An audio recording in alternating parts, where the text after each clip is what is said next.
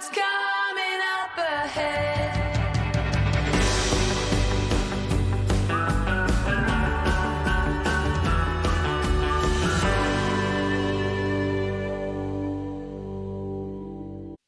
Hello and welcome to the CEO Sisters Road Trip. This is Liz, and together with my sister Sarah, who's not in today's episode, we are your co-pilots to help you flourish with business and in life. Each week we share relatable stories, really cool interviews, strategic advice, and a whole lot of laughs as we tackle the real business challenges, which are finances and marketing, vision, team, and then balancing all of that, even though I don't like the word balancing. So get ready to make the next right turn and have some fun doing it.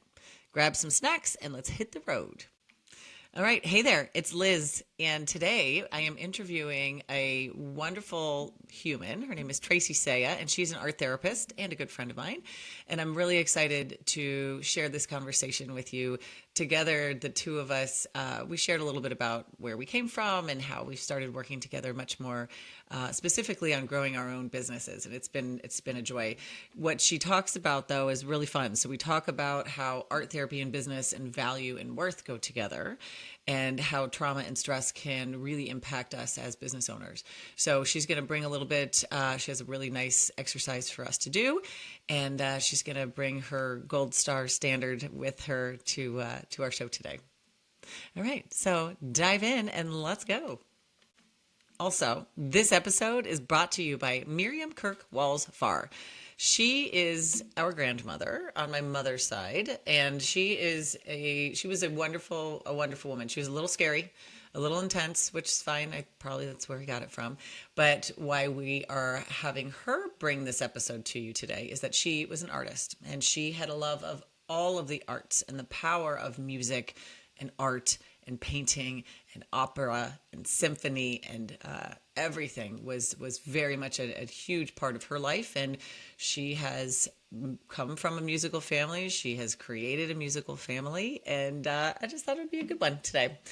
She's one classy lady, that Mim Farr. All right. Hey, everybody.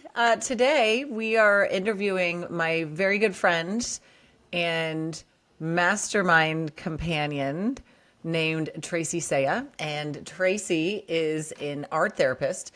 She has, where's her bio? She's an art therapist with over 25 years of experience, specializing in her specialties include trauma, intimate partner violence, divorce, and family dynamics. And she's known around my world as Gold Star, which she can probably tell you all about later. But that is her nickname, and we're sticking to it. So, hi, Tracey. Hi, Liz. Thanks for having me. How's it going? It's going good. Excellent. Happy to see you, as usual.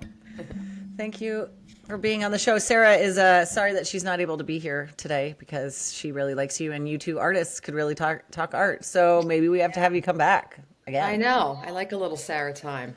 I know. She's really fun. The last episode we did, or 2 episodes ago, it was on Halloween. So she showed up with a wig on, and I was like, what?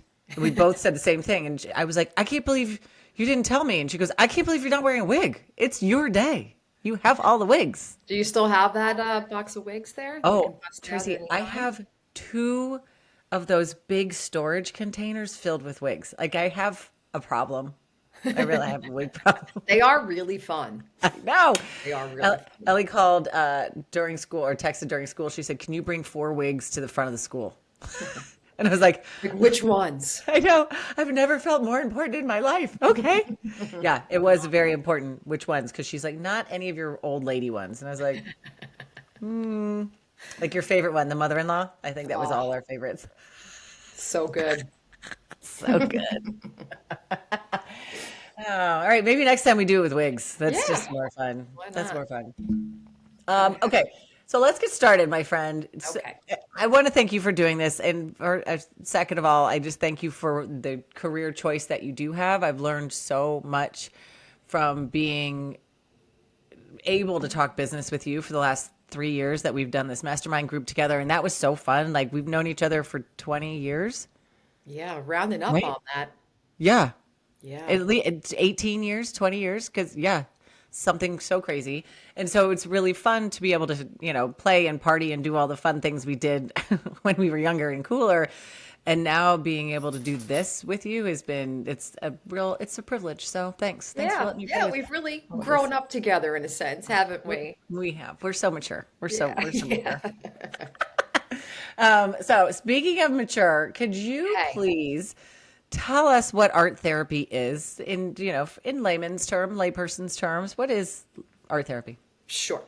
So, art therapists are master's level trained therapists. Okay. Okay, I'm sure lots of people have heard of like LPCs, like a licensed professional counselor. Yep. Art therapists have an equivalent degree, but they specialize on top of all the stuff that we need to know, about counseling and how to help people in theory. But we also understand the idea of how to use art in a session. So, psychology of art materials, trying to help people understand the way they process things visually, and then, internalize symbols. So, it's all a therapeutic modality.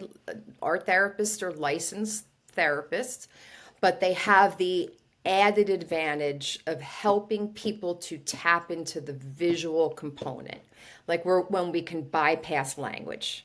Because language is wonderful, but there's a lot of times, and we'll probably talk about this later, when you get into trauma or when people are stuck with feelings or they're used to suppressing them, they really don't know, like the language sort of fails. Yep. I remember you were working on your website and trying to find a line to sort of encompass it. And I feel like that was the line. It was like when you can't find the words or when the words won't come or something like that. Right. And I think about that a lot because it happens all the time. People just, I mean, that's why people fight. That's why people scream and break stuff because they're like, I don't have the words. So having a place to process and not break stuff is really great. And I love how you said it's internalize the symbols that they're seeing and process it visually. That's cool. That's great. How did you get into this? So, what was the driving force that got you into art therapy, but also then got you into this very serious part of the therapeutic experience, which is the trauma and the domestic violence and the partner stuff? How did you get into that?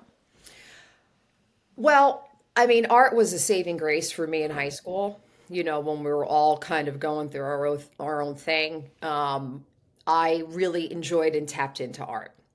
So I felt like that was a really great way for me to be able to express, and I appreciated it.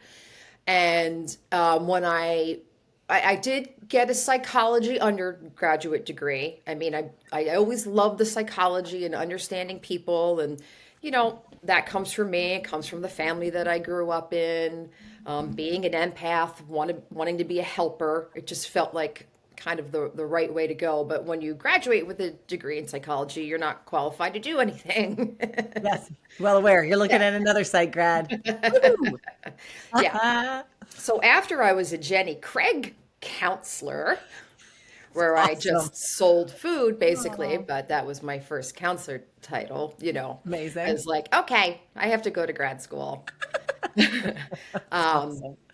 And actually, I was speaking, I like befriended an occupational therapist, and she's actually the one, like in talking, she was like, why don't you do art therapy? She's like, you have a strong background in art and you love it, and it's really cool, and it's still psychology, and I was like, oh geez, I didn't even know about it. Yeah.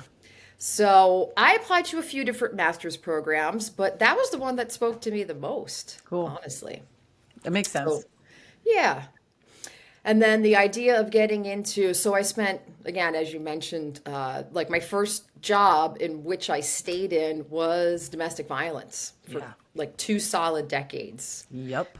And, while part of that was luck of the draw, like I was fortunate enough to get a job in art therapy 25 years ago, by the way. Yeah. Wow. So I would, there was a domestic violence program that was hiring, and so I was lucky enough to get the position.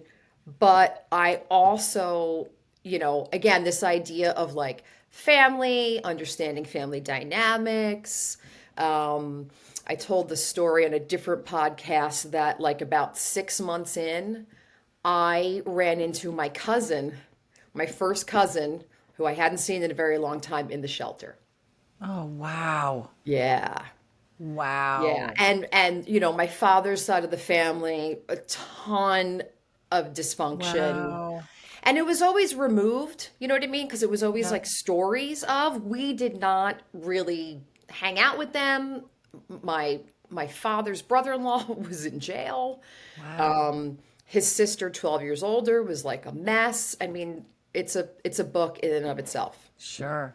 So that was always kind of like a lingering thing in conversation. And I think that also kind of had an influence on me about like where I wanted to go and how I wanted to help heal people. Yeah. And then once I saw, she's deceased now. Again, just tragic story. But Yeah. yeah, that was kind of wild. And then I really knew I was like, Yeah. I really want to help this population. Yeah. I really want That's to help great. this population. So Thank I you. stayed for a very long time. Yeah. It's a tough one. I mean, you've shared stories, or we're in, listeners, we're in a couple book clubs together, Tracy and I. We like to read a lot of books.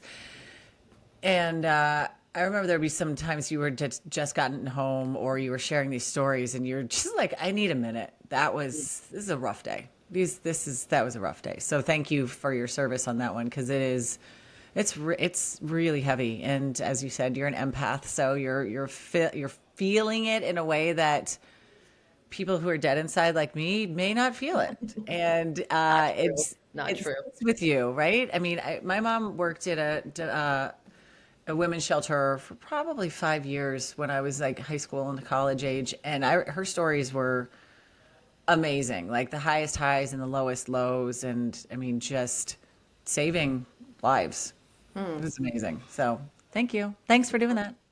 And so thinking of, how does, just thinking about how art therapy played in, who were you working more with? The parents, the kids, like, and what did you see that as you were working with this audience, how was art the only thing that was going to work? Which it may not be the only thing, but why did it make the most sense? Well, I worked, I mean, honestly, equally, like we would share groups, right? So I would have like, say, a Tuesday, Wednesday group of kids, and then a Monday, Friday group working with the non-offending parent. Um, so it really you would shift the way you do things because obviously now kids it's more of their primary way of expression. Yeah.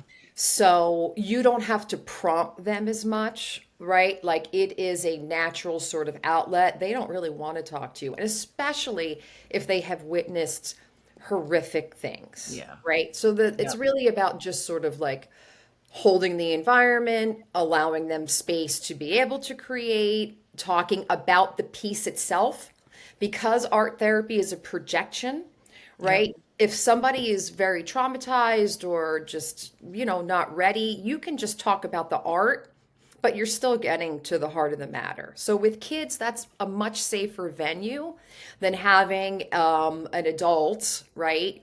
Just like staring at them, sitting across from them. So what happened? How you feeling? What that must have been terrifying. You know what I mean? Which is all things Right. you can say, but Right. like they need to be doing something. You know what I Right. mean? It's an To not be intimidating looking at you. process.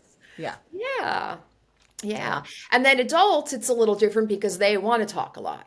Hmm. So, you might actually have to direct them in different ways, or you want to start to activate ways of them seeing things so that they can start to it's being stuck, right? When you're Yeah. traumatized, you get stuck, and art can helps with the bilateral process of the trauma and then moving into understanding like a linear path. So it's used a little bit more like concrete cognitively, Cool. Yeah. just to help people like move through Yeah. and also be reflective, I love it. Awesome. Thank you. if that makes Thank you. sense. Yeah, Okay. it did. It definitely did. Thank you. And I see, obviously, the trauma people experience affects everything. And so this being a show about and for entrepreneurs and business owners, one of the questions I have is, without getting too clinical, how does an unaddressed person or unaddressed personal trauma or chronic stress physically affect a founder's ability to make decisions? So I think about this a lot. I work with, as you know, I work with business owners, and I was sort of shocked at how much I was actually using my psychology degree when I'm helping people raise their prices and hire effectively. And so can you share a moment in your own business when you might have used something that you do for others to help you make a decision or move through a hard time in your business? Because I feel like you have so many tools in your toolkit. Does that make sense? Sure. Well, I mean, what you're talking about, right? Because we're entrepreneur women, Yeah. and based on what we heard growing up, messaging, societal messaging, there can be some deep-seated internalized beliefs about what you think you deserve, right? So that idea of, your value and your worth, and having to really understand. So on a personal level, really understanding, like, I came from a world of nonprofit, and now I'm in private practice. Yep. So I went from being, free bleeding heart, still bleeding heart, but Yeah. now I have a business I have to sustain, Yes. and I can't give everything away for free. Correct. So that whole mindset, and knowing that there's value in the services I provide, like that's something I had to work on. Not just feeling like if I give, I should just be giving all this away. It's Right. not. I'm not in an agency setting, Right. and there's a lot of value there. I did print this out, so I'm going to show you this Yeah. because I had a client this morning. There's again this idea of like how art therapy works, right? So Yeah. when we're feeling stuck or we can't move, right, or we don't know how to identify things,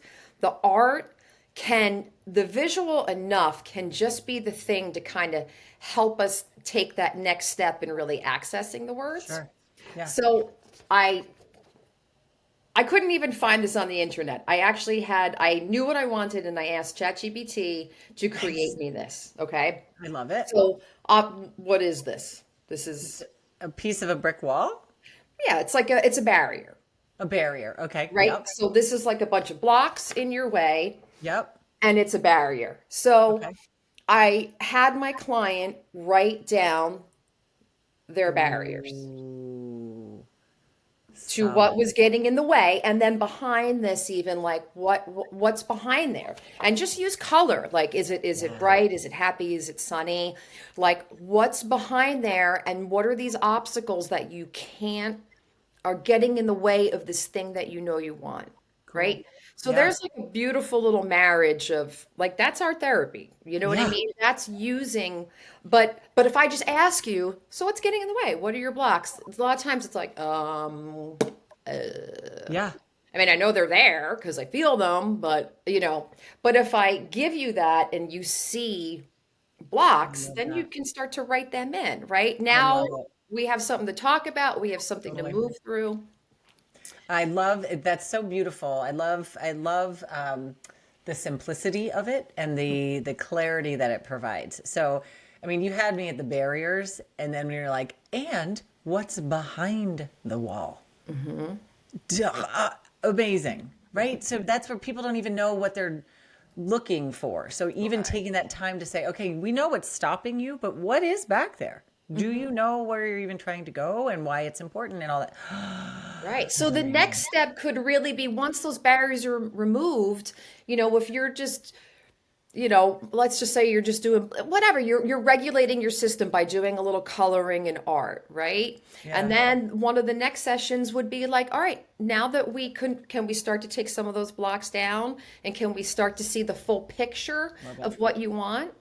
And by the way, words are good here. It's not like we don't use lots and lots and lots of words. So, Totally. it's just that that art really aids in that process of helping you get there. Sure. We and in there it's very similar to the way that I coach actually. So I was working with one of my clients earlier this week, and he was sort of just a little overwhelmed. His business is exploding. He's doing a wonderful job, and everything that he's doing, he's niched down. He's got this audience who loves him. And he's doing like YouTube and a podcast, and he presents, and he has his clients, and he has all this stuff. And he's like, I just need to know how they're all connected. I always go to a drawing, always, every time. So for me, the way I thought about it was an umbrella. So I drew an umbrella and I said, what's the top of the umbrella? And then I put like little notches to open the umbrella wider and wider. And so tell me, what's this notch? Like, what's the whatever. It became a drawing about a prioritization and a workflow ultimately. So I think, what I love about what you do is it lives everywhere. We can start with our hands, and we're, Gen Xers, so we grew up drawing and coloring and writing.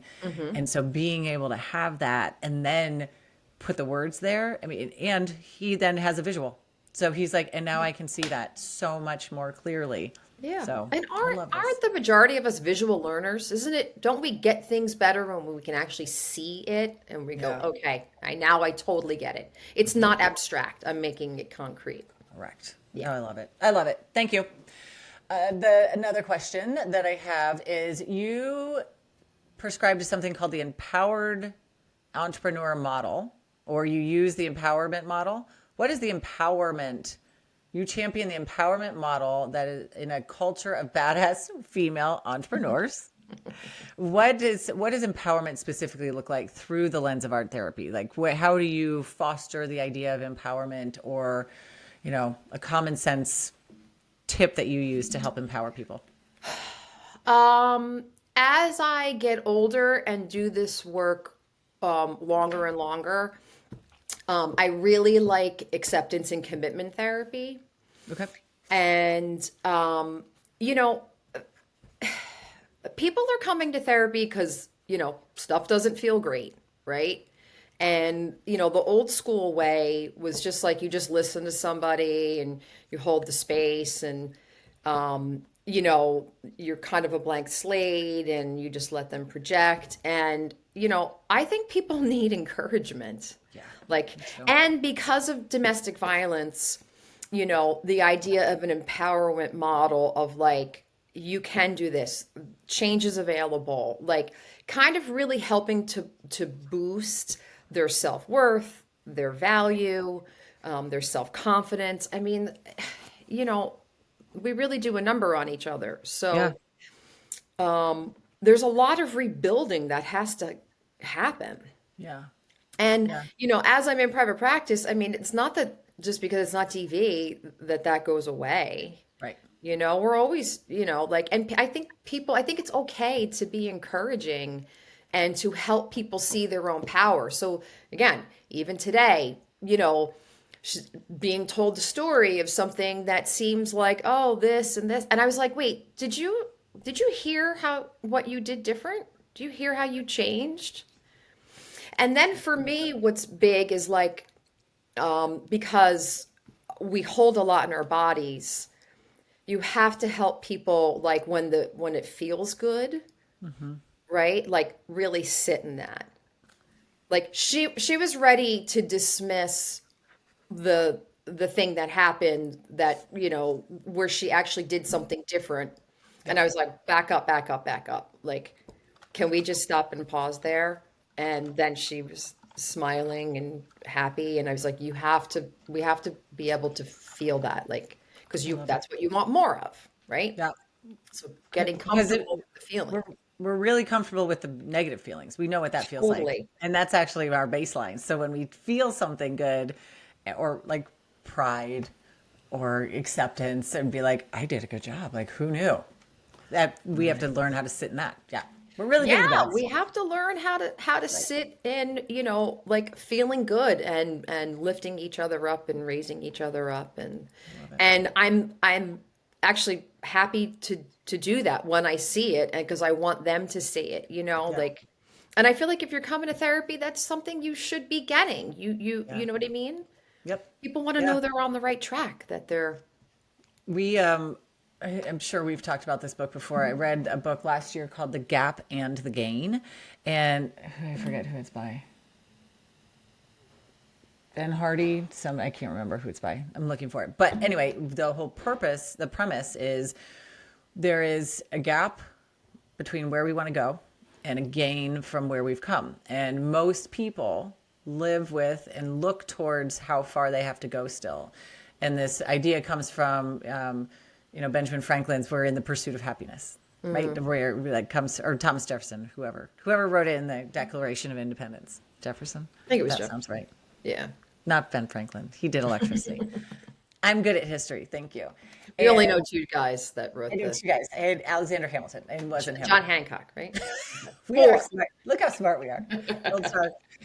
But what I love about it is that line, that seemingly innocent line, is actually our detriment, and we are constantly looking at how far we have to go, as opposed to doing what we should be doing, and what being in therapy and having good friends and being in a community allows us to look back and say, but look how far we've come. Right. Look at the issues that we're talking about today seemed like 85 miles away when we were back here. Look at what you've done. And so I love that idea of acceptance and commitment. No, what'd you say? Yeah, I Acceptance. mean Yeah. that is a whole little another modality, but there's a lot to take from that Yeah. where, like positive psychology, Oh, right? Like yes. I love really, that. yeah, yeah. Yeah. So there's so many, it's amazing how the overlap of what we all do and need. And I do believe everyone should have time to do therapy and work on themselves and go in and have someone with a 30,000-foot view and a really strong education background can help us to just sort of see and move forward. And all of that comes to play in our businesses. You just mentioned this, and it leads me into my next question. We need each other. And you talked about, and I'm a part of this, and you shared you have a great group of badass women in your life. And I know most of your friends. I love your friends from little Tracey ages to now. How have you intentionally cultivated that sisterhood for support? And when was the last time you leaned on them? I mean, that's a good question because I like to think I'm better at leaning on my friends now, although we still, get in our own way and Yeah. that stoicism and don't worry about me, I'll be fine. I'll be fine. I'm fine. I'm fine. Okay. It's fine. I'm fine. I'm good. I'm good. I'm fine.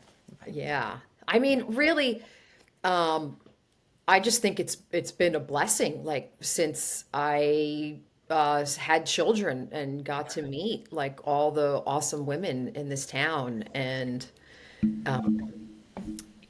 just good people.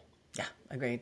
Did you intentionally do it? Like, when you're sort of looking around at where you are now and you look at those that you're surrounding yourself, are you intentional with who you put around you? Or do you think about it? I am more so now Yeah. as I get older. When we're raising kids, right, we're just sort of in the thick of it. I mean, so much of that is survival mode. And we were really just blessed that we were Really in a were. great neighborhood Yeah. and really good sense of community and good people. Yeah. But yeah, now you get to widen that net and you get to pick other things like other paths, right? So mastermind Yeah. and networking and who do I want to surround myself and what energy do I want to feed off of other people, right? The idea of cultivating, the energy you want to be around. Yeah. Yeah. You've done a great job. I think we did land in a pretty sweet spot in terms of really smart women, really kind people, very generous and of service. Like, I Yeah. mean, you've heard other people talk, and I mean, I'll go places and I'll be like, "Ooh, if that's who was I was surrounded with, I would be very sad." I Yeah. would be very sad. Like, but I also, like you said, intentionally, there are people that I don't serve and they don't serve me. And I'm like, I don't have to hang out with you if I'm giving everything and not you're giving nothing. Like, I don't have to do that anymore. I don't have to. That's Let right. go. We get to make choices, Yeah. and then it just gets to be yeah. I mean, you develop the relationships that feel really good. Yeah. It's nice. It's fun. I like getting older for these things for sure. I do too. I was Yeah. thinking that the other day, I'm like, ugh, it's like such a drag on the one hand, and then it's Yeah. like it's just so much you're really start to really sink in and feel good in your own skin. Yeah. That's a And nice feeling. and watching these kids, we both have kids that are in college and out of college, and I still have two in high school. And watching these kids, just for the record, Tracy has two of the greatest humans that she and her husband have created. And boy, those kids are awesome to watch. Like, I'm excited to watch your kids. So fun. So good job. Um, so I wanted to shift a little bit to the. It's not really ridiculous, but I love asking people what they're reading and listening to. What are your favorite books or podcasts or music right now? I always like to leave. I like, we're music people. Yeah, yeah. We love our music. So who are you listening to, or what are you listening Well, to and I'm reading? gonna go see Jason Bonham Experience at the Wellmont on Sunday night because That's fun. since I'll never get to see Zeppelin, I have to take what I can get. Really good. That's a good one. But so that's gonna feel good and fill my soul. Yeah. If I'm listening to a podcast these days, honestly, it has to be good hang. Yeah. I just Listen to need a it just, dose of Amy and yep. whoever is on. Yeah. That's So so good. that has been just great. That's great. And reading right now, I'm reading It's a Beautiful Life. The Big Beautiful Life. The Big Yes. Beautiful Life. Yeah, I just which I'm finished it enjoying. this morning. I know. I gotta finish it. I It's have like fine. 100 pages left. It's fine. And I'm also reading The Power of Now, which is Oh, an older book by Eckhart yeah. Tolle. Yeah. Um, but it's kind of really helping me, like, with the meditation. I know you do Insight Timer. Yeah. I've really embraced that. But then, like, reading Eckhart Tolle at night and just like staying present, being in the moment, Nice. is really like another layer of that. Love it. Um, so I don't read that real fast. I just do a little bit to digest and then, It's meditative, I feel like yeah. that kind of book, you're sort of like, I need to sit with this and chew it and like Right. get I'm in not there. plowing through pages to get it Yeah. over with for book club. Okay. Yeah, exactly. We're not waiting until two days before book club to eat Yeah. it as fast as possible. That's awesome. Thank you. I love all of those. And yes, I was listening to Amy's podcast on my way here this morning or just this afternoon. It was with Kate McKinnon.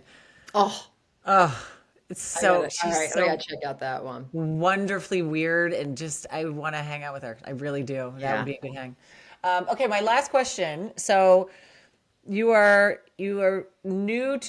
relatively new to the idea of being a business owner. And so if you could go back to right before you started or when you first got this inkling to start your own practice, what advice would you give that version of you that you've learned in the last 5 years? Um, oh, somebody's just coming home.